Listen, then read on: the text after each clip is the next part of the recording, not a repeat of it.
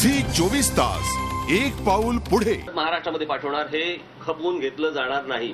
त्याच्यामुळे एफडीआयला एका बाजूने हा सपोर्ट जरी आहे तो पूर्ण आहे, परंतु याच्यामध्ये येणारी जी काही रोजगार निर्मिती आहे ती देखील स्थानिकांचीच व्हावी ही आमची पूर्णपणे पहिल्यापासून आज मागणी करतो आहोत आम्ही, जी पहिल्यांदाही होती आणि आताही नव्याने येणाऱ्या इन्व्हेस्टमेंटमध्ये देखील आमची हीच मागणी आहे आणि या मागणीनुसारच हे महाराष्ट्रामध्ये ही गुंतवणूक येईल किंवा असेल। दुसरा विषय आहे डिझेलच्या दरवाढीबद्दल। आता मला असं वाटतं की एक मिनिट मी जरा थोडासा तो एफडीआयचा विषय पहिला संपवतो। मी ज्या ज्या लोकांचं याच्यामध्ये वाचलं म्हणजे याच्यामध्ये सर्व अंगांनी जो फायदा आहे तसंच शेतीला देखील शेतकऱ्यांना देखील त्याचा फायदा आहे। हे शरद जोशी यांची जी मुलाखत आलेली आहे मला असं वाटतं शरद जोशी हे शेतीमधले तज्ज्ञ आहेत आणि त्यांचा विचार त्यांची भूमिका समजून घेणे खूप गरजेचं आहे, आवश्यक आहे। सो त्यांनी जी भूमिका मांडलेली आहे ती मी थोडक्यात तुम्हाला फक्त वाचून दाखवतो। आणि किरकोळ क्षेत्रात अशा गुंतवणुकीचा निर्णय घेण्याची वेळ आपल्यावर का आली? कृषी उत्पन्न बाजार समितीने योग्य प्रकारे काम केले असते तर हे इतक्या प्रमाणावरती करण्याची कदाचित गरज पडली नसती। शेतकऱ्यांनी निर्माण केलेला शेतीमाल योग्य पद्धतीने आणणे, तो साठवणे, त्याच्यावर प्रक्रिया करणे आणि तो ग्राहकांपर्यंत पोहोचवण्याच्या कामात या बाजार समित्या यशस्वी ठरल्या असत्या तर परिस्थिती वेगळी असती। टोमॅटोचे विक्रमी उत्पादन झाले तर काय करायचे असा प्रश्न पुणे कृषी उत्पन्न बाजार समितीला पडला होता। तेव्हा मी त्यांना जिल्ह्याच्या 3 भागात प्रक्रिया करणारी यंत्रणा उभी करण्याबाबत सुचवले होते। जास्त माल असेल तेव्हा त्याची प्रतवारी करून वेगवेगळ्या कारणांसाठी त्याचा उपयोग करून घेण्याची व्यवस्था या समित्यांनी करायला हवी होती। अशा अनेक जबाबदाऱ्या बाजार समित्या पार पाडू शकल्या असत्या। अलीकडे तर कृषी उत्पन्न बाजार समित्या म्हणजे मोठ्या पुढाऱ्यांच्या पोरांचे खेळण्याचे साधन बनले आहेत। या समित्यांकडे असलेल्या जमिनीतच त्यांना रस आहे। ते जमिनींच्या व्यवहारात गुंतले आणि त्यांनी मूळ कामांकडे दुर्लक्ष केले।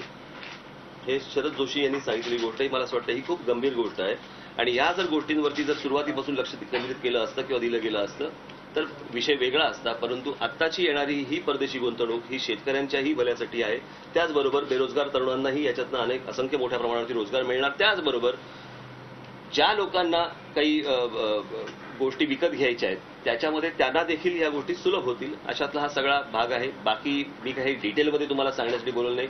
पक्षाची भूमिका याबद्दल काय आहे तर याला आमचा पाठिंबा आहे। डिझेल भाववाढीच्या संदर्भामध्ये देखील भाववाढ ही ज्या वेळेला आता त्याचे आकडे तुम्हाला हवेत का?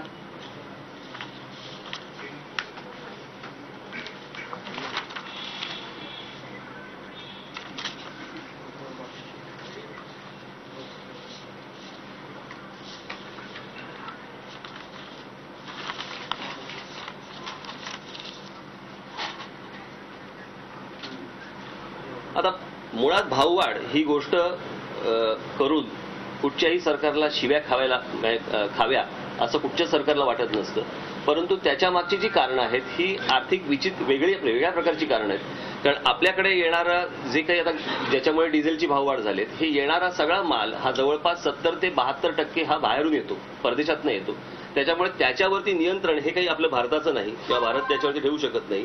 परंतु राज्य सरकारला सुचवलेल्या ज्या सूचना केल्या होत्या केंद्र सरकारने की तुमच्याकडचे कर कमी करा, इतर सेल्स टॅक्स पासून इतर कर तुम्ही कमी करा, ज्याच्यातनं तुमच्याकडचे भाववाढ म्हणजे सिलेंडरचे भाव असतील इतर भाव असतील हे कमी होतील, भाज्यांचे भाव कमी होतील। जे राज्य सरकारने ऐकलेलं नाही ते टॅक्स तसेच ठेवलेले आहेत आणि त्याच्यावरती हे सगळे डिझेलचे भाव वाढलेत। भाववाढ ही कोणालाच परवडणारी नसते, ती कोणालाच आवडत नसते, परंतु मला असं वाटतं की त्याच्याकडे देखील आपण एका वेगळ्या नजरेने पाहणं आवश्यक आहे, गरजेचं आहे। ही भाववाढ राज्य सरकार आणि केंद्र सरकार याचा गंभीर दखल घेऊन ही मला असं वाटतं भाववाढ कमी करतील किंवा राज्य सरकार इतर राज्यातले टॅक्सेस आहेत ते काही प्रमाणात कमी करण्याचा प्रयत्न करतील। परंतु तरीही मला असं वाटतं की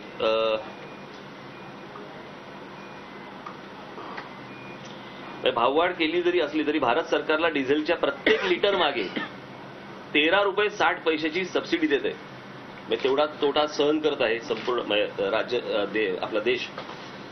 हे एकूणच देशाची जगाची जी काही या सगळ्या ऑइल इंडस्ट्रीमध्ये जी काही भाववाढ चालू आहे याच्यामध्ये किती काळ आपण सबसिडी देत राहणार आहोत आणि किती काळ या सगळ्या गोष्टी आपण बघत राहणार आहोत ज्याच्यातनं या सगळ्या गोष्टींची भाववाढ होते। मला असं वाटतं हा काही माझा विषय नाही, परंतु ह्या भाववाढीला महाराष्ट्र नवनिर्माण सेनेचा निश्चित विरोध आहे। परंतु FDIला महाराष्ट्र नवनिर्माण सेनेचा पूर्णपणे पाठिंबा. काही विचारायचं?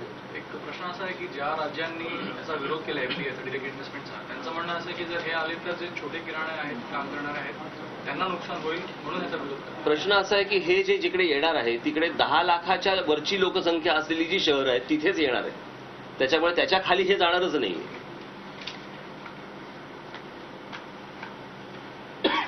आता 10 लाखाची लोकसंख्या पार केलेले भारतामध्ये फक्त 53 शहरं आहेत आणि त्या 53 शहरांपैकी बघायला गेलं तर महाराष्ट्रामध्ये फक्त 10 शहरं आहेत.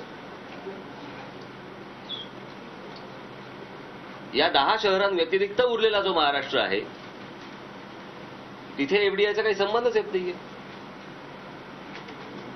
म्हणणं असं आहे की मुंबईसारख्या ठिकाणी पण जे छोटे उद्योग आहेत ते सुद्धा उद्ध्वस्त होतील. बाकीचे उद्योग आलेलेच आहेत की. अटल बिहारी वाजपेयीजींच्या सरकारमध्ये जे उद्योग आले ते आहेतच की.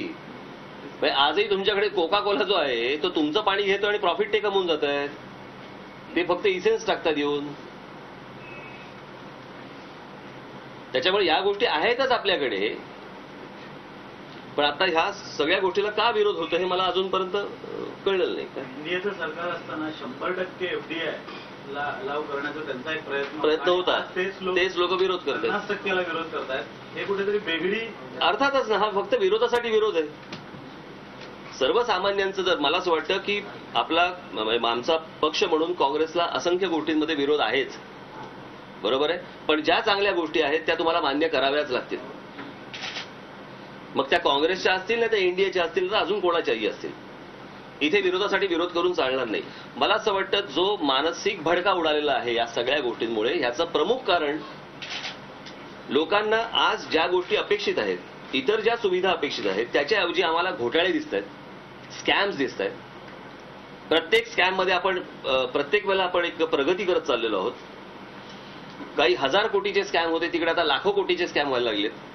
आणि हे करोडो रुपये, हे लाखो कोटी रुपये ज्यांच्या घशात जात आहेत आणि त्याच्यानंतर आमच्यावरती महागाई तुम्ही लादता आहात.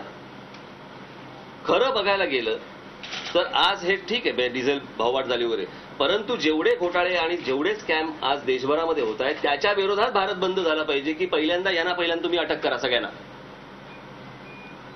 यांच्यावरती पहिल्यांदा तुम्ही इन्क्वायरी लावा. तो मागे कुठचा खेळ झाला तो आपल्याकडे, तो कॉमनवेल्थ झाला. ते कलमाडी बाहेर आले आणि आल्यावरती परत ते स्वागत तुमच्या एअरपोर्टवरती वी फॉर विक्टरी.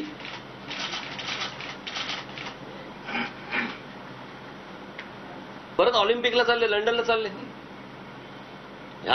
हा जो निर्लज्जपणा वाढलाय याचं कारण त्यांना कितीही स्कॅम केले, कितीही घोटाळे केले, कितीही पैसे खाल्ले, बस करणार आहे.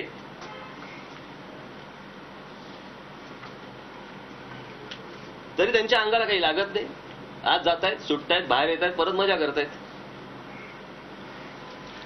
हे जे करोडो रुपये जात आहेत हे सर्वसामान्यांचेच जात आहेत,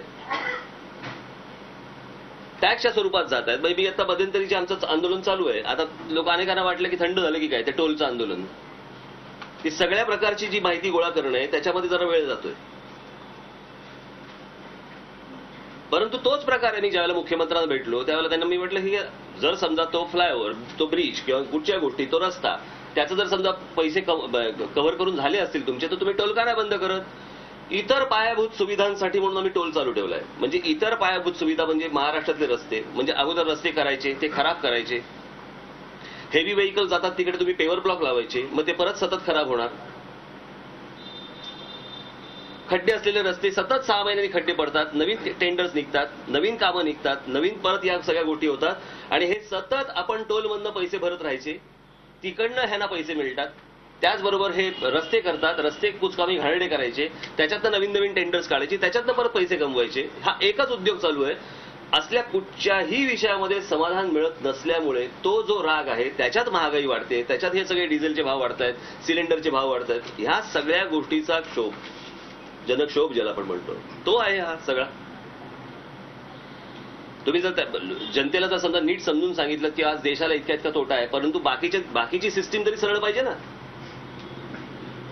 तेही होत नाही. आणि त्याच्यानंतर तुम्ही महागाई लागताय काय राहतो. झी 24 तास, एक पाऊल पुढे.